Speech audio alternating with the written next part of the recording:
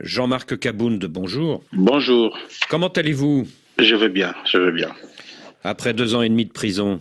Oui, bien sûr, je me porte bien. Vous savez, on a enduré cette situation, mais pour l'instant, je peux vous dire que je me porte bien. Est-ce que la prison vous a changé? Vous savez, pour le cas qui est le nôtre, nous avons été arrêtés injustement. Et je dirais que ce que nous avons subi allait au-delà d'une injustice. C'était carrément de la persécution. Bon, face à toute situation, il y a toujours une leçon qu'on retient. Cette prison m'a appris 2 choses. Premièrement, le pardon. J'ai appris là-bas qu'il faut pardonner. Et la deuxième chose, c'est la patience. Il faut patienter en tout temps. Parce que lorsqu'on vous condamne à 7 ans injustement, et c'est lui qui vous fait condamner, c'est le président de la République lui-même qui exige à ce qu'on vous condamne. Donc, vous vous dites que les carottes sont cuites et que vous n'avez qu'à patienter jusqu'au jour où vous serez libre. Donc le fougueux Jean-Marc Kabound des années 2020 a changé. Nous sommes en train de grandir. Hein. Je ne suis plus le Jean-Marc de 2020. Il s'est passé 5 ans déjà. Je crois que nous sommes en train de nous battre pour atteindre cette maturité qu'il nous faut pour apporter les changements que notre peuple attend dans ce pays. Et donc, je suis en train de faire beaucoup d'efforts en fait d'atteindre cette maturité qui pourra m'aider à gouverner, à gérer bien ce pays demain. Le 1er septembre dernier, une révolte dans la prison Makala de Kinshasa a provoqué officiellement la mort de 129 détenus. Vous étiez vous-même détenu ce jour-là dans cette prison. Qu'est-ce qui s'est passé réellement ? En réalité, il n'y a pas eu 127 morts. Ce bilan est totalement faux. La vérité est qu'il y a eu près de 2000 morts. D'ailleurs, les bilans de l'administration carcérale qui est restée cachée faisaient état de 1500 morts. Mais pour nous, les prisonniers, parce que ce sont les prisonniers qui ramassaient les corps, qui les entassaient, qui les chargeaient dans des camions pour les évacuer, donc le bilan était de 2000 morts. Alors, cette situation est dramatique parce que dans une prison déjà qui avait 22 000 pensionnaires, au lieu de 1500 prévus, c'était difficile pour gérer une telle surpopulation. Mais l'événement se passe la nuit du 1er au 2, c'est-à-dire à minuit exactement. Le premier pavillon est cassé, ceux du premier pavillon vont casser les deuxièmes pavillons, ainsi de suite. Ils arrivent à casser tous les pavillons. Là, c'est de minuit à 2 heures du matin et les services de sécurité commis à la garde de la prison n'ont pas réagi. Ils ont laissé les prisonniers casser les portes des cellules et s'entasser dans la cour de la prison pour chercher à forcer maintenant le portail central afin de sortir. C'est là que les services de sécurité vont intervenir, mais cette fois-là, sans sommation, ils ont tiré dans la foule, faisant des milliers de morts. Donc ici, je dénonce et je condamne l'attentisme de nos services de sécurité. Alors que s'ils étaient intervenus à temps, ils auraient empêché les prisonniers du pavillon 7, qui étaient moins d'1 millier, à casser d'autres pavillons, faisant maintenant une grande foule qui était difficilement gérable par les services de l'ordre. En plus, ces gens n'ont pas pu tenir compte des femmes qui étaient incarcérées à Makala parce qu'ils savent bien que chaque fois qu'il y a tentative d'évasion, les prisonniers se dirigent toujours dans le pavillon des femmes pour violer. Et je vous dis que mon pavillon était juste à côté du pavillon des femmes. Nous avons vécu des choses horribles. 400 femmes ont été systématiquement violées par des milliers de prisonniers. Alors que la porte de sortie de ces pavillons donne directement à quelques mètres de là où les services de sécurité ont leur campement. Ils n'ont pas tenu compte de ça, ils ne sont pas venus intervenir. Ils ont laissé tout cela se passer et comme solution, c'était tirer dans la foule sans sommation pour faire des milliers de victimes. Et vous-même, comment avez-vous survécu ? J'ai survécu par la grâce de Dieu parce que le pavillon 8 où j'étais logé était aussi cassé, contrairement à d'autres cas d'évasion qui ont eu lieu dans les temps à Makala. Le pavillon 8, considéré comme VIP, n'a jamais fait l'objet de ce genre de choses. Mais pour cette fois-là, le pavillon 8 a été cassé, les prisonniers violents avaient pénétré à l'intérieur, pillant, cassant tout à leur passage. Bon, j'ai eu la vie sauve parce que les autres pensionnaires qui étaient avec moi moi ont estimé que je ne pouvais pas rester visible. Ils sont allés me cacher dans une chambre qui était petite, qui n'a que 4 pensionnaires. Heureusement pour moi, cette chambre a une porte blindée. C'est là que j'ai eu la vie sauve. Et vous dites qu'il y a un rapport de l'administration pénitentiaire qui parle de 1500 morts ? Justement. Et ce rapport, vous l'avez vu ? Il n'a jamais été rendu public, il est resté confidentiel. Mais vous savez, nous étions en contact permanent avec les agents pénitentiaires qui nous ont fait savoir que réellement pour eux, ils avaient dénombré 1500 morts, alors que ce n'était pas vrai. C'est au-delà de 1500. Et ces agents pénitentiaires vous ont dit qu'il y avait un rapport de l'administration pénitentiaire parlant de... Justement, ça je le confirme. Ça ne pouvait pas manquer. L'administration pénitentiaire ne pouvait pas manquer de faire un rapport réel à ce gouvernement. Rapport qui reste secret aujourd'hui. Justement. Alors à la suite de ce drame, les autorités politiques ont promis une amélioration des conditions de vie à Makala. Est-ce que de fait, ça va mieux aujourd'hui dans cette prison centrale de Kinshasa ? Pas du tout. Vous savez, ce gouvernement est habitué à faire des déclarations pour la consommation du public, alors qu'en réalité, rien n'est fait. Je dois vous dire ici que les prisonniers de Makala sont relégués à une existence indigne d'un être humain. Et vous dites qu'il y a plusieurs morts par jour, c'est ça ? Justement, vous savez, je commence par l'année 2023 et 2024. Pour ces 2 années-là, la moyenne des décès était de 10 morts par jour. Mais il arrivait des jours où on pouvait atteindre 30 morts par jour. Vous vous rendez compte ? À cause de la surpopulation dans les cellules. Justement, oui, il y a plusieurs raisons qui justifient cela. La surpopulation, le manque de soins médicaux, la nourriture qui manque. Il y a pas mal de raisons qui font à ce que ce nombre de décès puisse en tout cas être vrai. Longtemps, Jean-Marc Kabound, vous avez été l'un des principaux compagnons de Félix Tshisekedi. Après son arrivée au pouvoir, vous êtes même devenu le président par intérim du parti au pouvoir UDPS. Et puis en 2022, ça a été la rupture, puis la prison pour outrage au chef de l'État. Est-ce que vous regrettez aujourd'hui cette conférence de presse de juillet 2022 où vous avez tenu des propos virulents contre le chef de l'État ? Bon, je dois ici vous dire que je ne regrette rien. Mes propos n'ont pas été virulents. Moins encore des dénonciations comme beaucoup le disent. Mais c'était tout simplement un témoignage citoyen d'intérêt public voué à l'émancipation du peuple congolais pour son développement et c'est là pour garantir l'état de droit, le développement et l'éclosion sociale. Moi, j'ai rempli la part de mon contrat en tant que citoyen congolais, acteur politique et député national de surcroît. Je ne pouvais que dire ce qui devait être dit pour que les choses changent dans mon pays. En face, j'ai eu un monsieur qui tolère de moins en moins la contradiction, qui est réfractaire à la vérité, et c'est comme ça qu'ils m'ont fait subir cette persécution. Le 21 février, vous avez été libéré et le lendemain, le 22 février, Félix Tshisekedi, lors d'une rencontre avec les parlementaires de son camp, a invité ses opposants à entrer dans un gouvernement d'union nationale. Est-ce que votre libération n'est donc pas un geste politique de sa part ? Non, je ne crois pas que ma libération puisse faire l'objet d'un marchandage politique. J'ai été victime de persécutions politiques, condamné à une peine de 7 ans et je passais 30 mois en prison. Cette injustice, je crois qu'elle ne pourra jamais être réparée parce que j'ai déjà passé 30 mois en prison injustement. Donc, ici, je ne voudrais pas que ma libération fasse l'objet des interprétations, des marchandages politiques. Donc, une décision a été prise pour arrêter l'injustice que j'étais en train de subir et pas par la volonté de Tshisekedi. Il faut avouer qu'il y a eu une forte pression depuis que j'étais en prison, tant par la communauté internationale que l'opinion publique interne du Congo. Les Congolais étaient mécontents de mon arrestation. Sur les réseaux sociaux, dans les médias, les Congolais ne faisaient que dénoncer l'injustice que je subissais. Je crois que Tshisekedi, faisant face à cette pression, a dû lâcher et je suis heureux aujourd'hui que cette injustice se soit arrêtée, mais je n'ai pas l'intention de croire que cela a été corrigé. Alors, concernant le prétendu gouvernement d'union nationale, je crois qu'aujourd'hui, M. Tshisekedi est en train de manipuler l'opinion, d'instrumentaliser la situation sécuritaire à l'est de notre pays. Parce qu'il est allé aux élections. Il a dit qu'il avait gagné les élections à 73% et qu'il s'est tapé plus de 450 députés au Parlement. Je crois qu'il contrôle carrément le Parlement à 90%.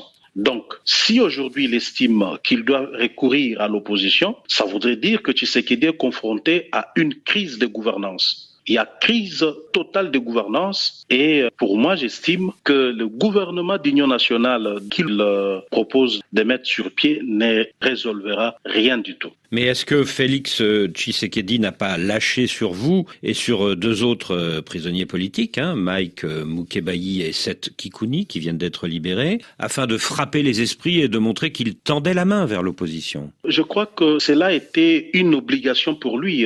Ça ne peut pas être considéré comme un cadeau que Félix Tshisekedi donne à l'opposition, parce que moi, comme les autres prisonniers, Mike Mukebayi et Seth Kikouni, étions incarcérés injustement. C'est-à-dire, notre place n'était pas en prison. Et d'ailleurs, je crois que notre libération, jusqu'à preuve du contraire, reste insuffisante. Parce qu'il y a encore des prisonniers politiques qui continuent de croupir en prison. Ici, je fais allusion à Jacques Ndala, qui continue de croupir injustement en prison. Il y a un autre aspect que beaucoup de gens ne font pas attention. C'est une catégorie de prisonniers dont le média et même les acteurs politiques ne font pas cas. Ce sont les généraux. Je vous dis ici que plusieurs généraux katangais sont arrêtés injustement. Ils sont détenus dans des cachots en prison sans jugement. Ça fait des années. Ici, je vais parler du général Philémon Yave. Je vais parler du général Djadidja. Ils sont nombreux. Et je ne comprends pas qu'un pouvoir se résume à arrêter toute personne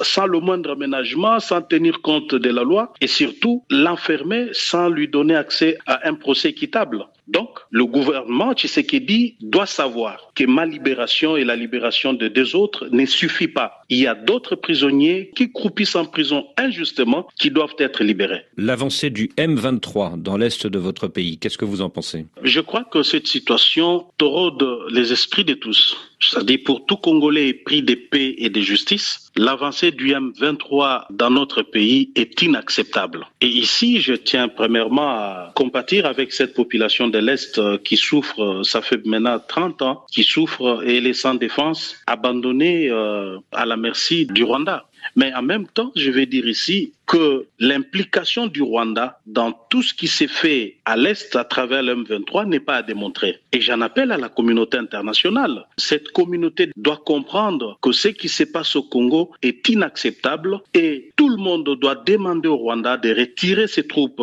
en République démocratique du Congo pour que le Congo retrouve la paix. Donc nous n'avons pas besoin de cette guerre. C'est vrai, Tshisekedi ne gère pas le pays comme il se doit. Il a choisi la voie de la violence, la voie de la persécution contre tous ceux qui ne sont pas d'accord avec lui. Il a choisi la voie de la mauvaise gouvernance, la corruption, les détournements des deniers publics. Tout ça, nous connaissons. Mais nous ne pouvons pas ajouter à tout cela l'insécurité et la mort par les armes. Donc nous disons ici que le Rwanda doit retirer ses troupes de la RDC. Parce que le Rwanda viole le droit international, il viole la charte des Nations Unies qui dispose que l'agression est un acte proscrit par tous ces instruments juridiques internationaux. Est-ce que vous êtes pour ou contre un dialogue avec le M23?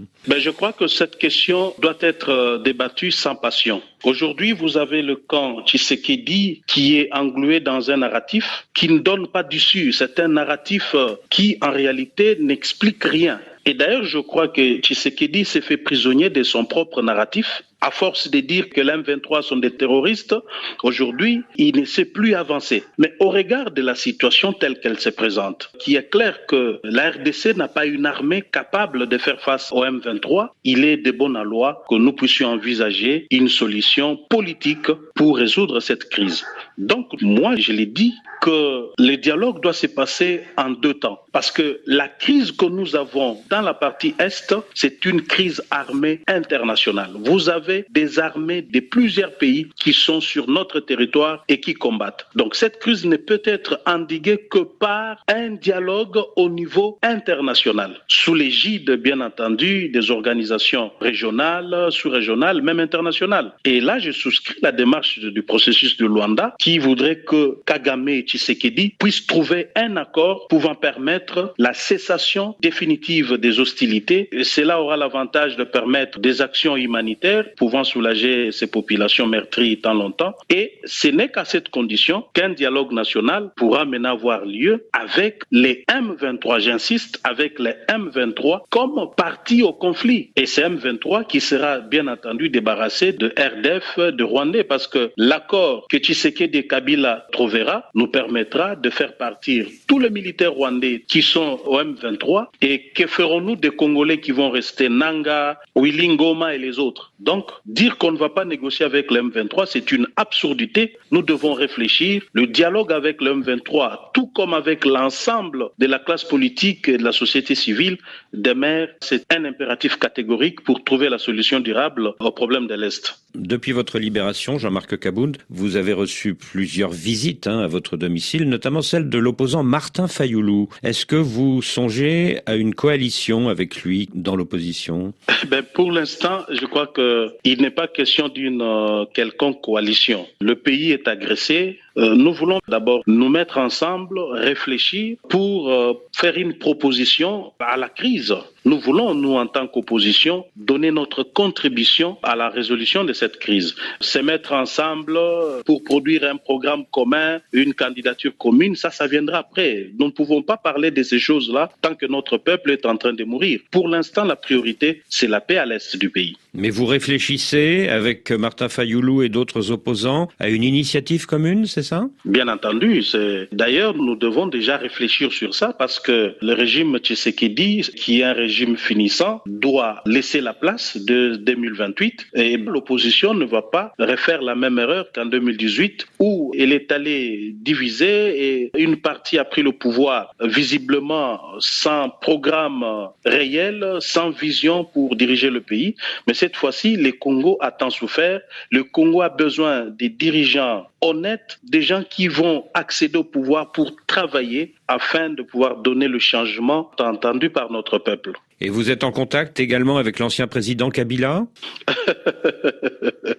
Je crois que c'est un acteur politique important de notre pays. Je ne vois pas pourquoi je ne peux pas être en contact avec lui. Mais d'ailleurs, moi, je veux même plus loin.